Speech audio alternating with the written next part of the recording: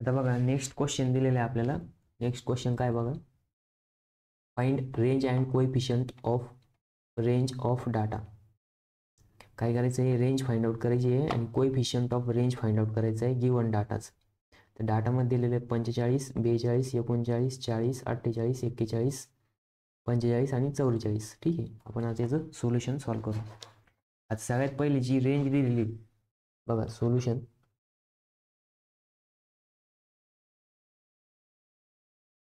He range as it is लिहा.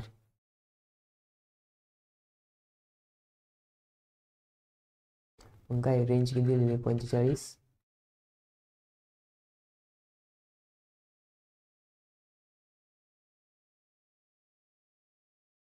42, 39, 40,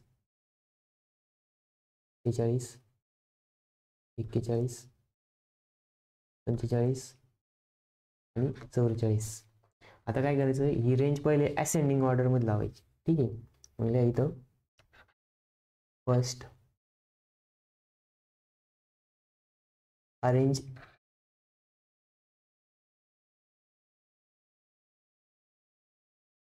the data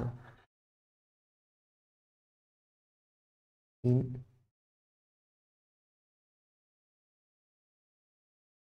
ascending order.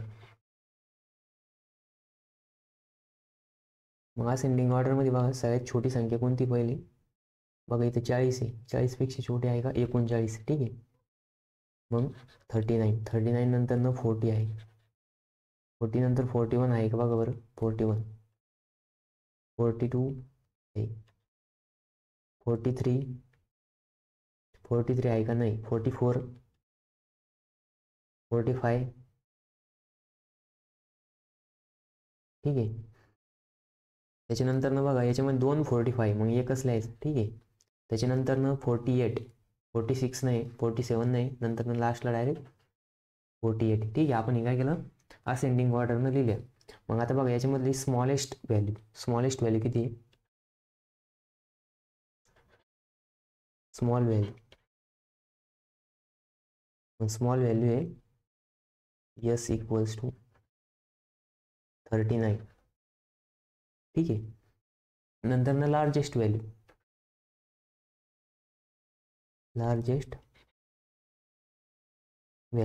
मग largest value L equals to 48.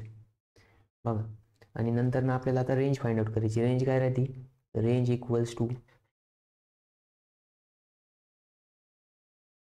Largest value minus smallest value. ठीक आहे, मग 48 हे minus 39, पण ती किती आली, 9 आली. ठीक आहे, आता coefficient of range find out करायचं, म्हणजेच लिहायचं त्याचा फॉर्म्युला बघा, coefficient of range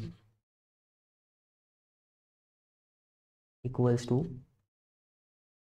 L minus S upon L plus S, म्हणजेच smallest value minus largest value minus smallest value upon largest plus smallest.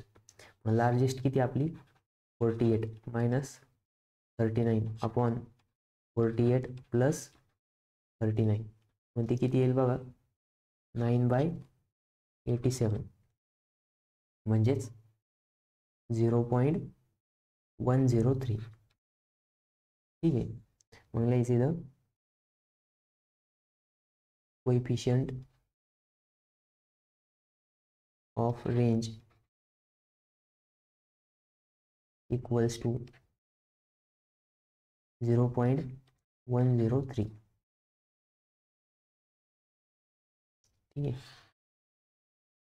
हे काय आलं आपलं कोएफिशियंट ऑफ रेंज आला, आणि रेंज किती आली, 9 आली. ठीक आहे, ही दोन आपले आन्सर आहे. बघा 2 मार्कासाठी 2 आन्सर होते. काय करत होतं, पहिले जी रेंज होती ती असेंडिंग ऑर्डरनं अरेंज करायची, नंतर स्मॉलेस्ट आणि लार्जेस्ट व्हॅल्यू फाइंड आउट करायच्या, आणि